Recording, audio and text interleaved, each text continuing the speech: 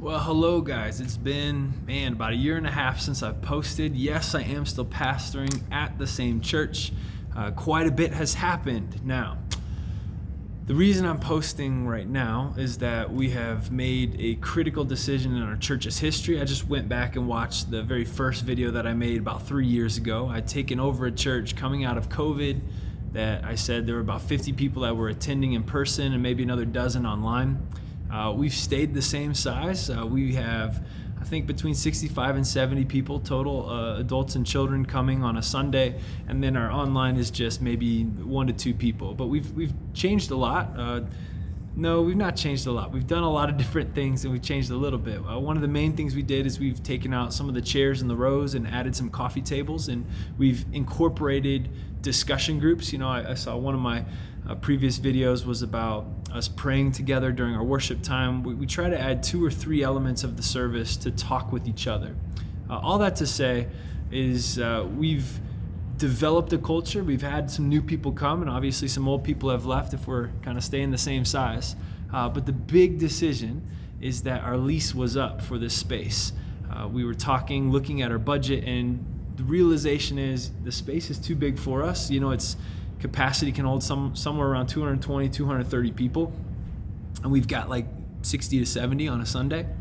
And looking at the numbers, it doesn't make sense to stay here. So we just had a meeting 2 weeks ago with our elder board and our trustees board. Elders are spiritual leaders, trustees kind of the business leaders, and then staff, which is just me and part-time employee.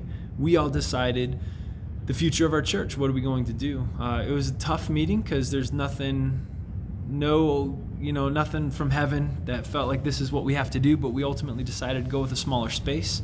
And then we have a unique opportunity where the cheer gymnasium next door actually is interested in taking part of our space. And so they're going to knock a wall down, take over our sanctuary space, and we're going to get what's left of it.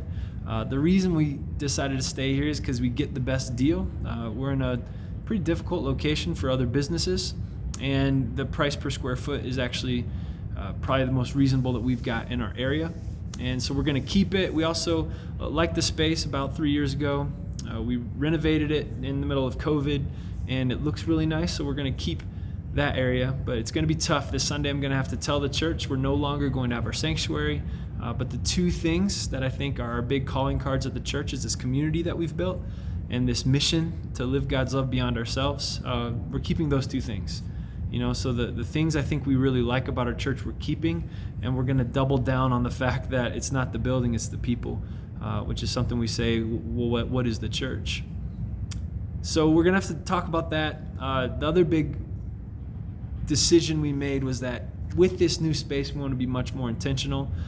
In our current space, we just pretty much used it for 2 hours on a Sunday. We want to be more missional with the use of our space, and so with that we decided we needed to have a target to the recipients of our love. Who are we aiming at to use our space?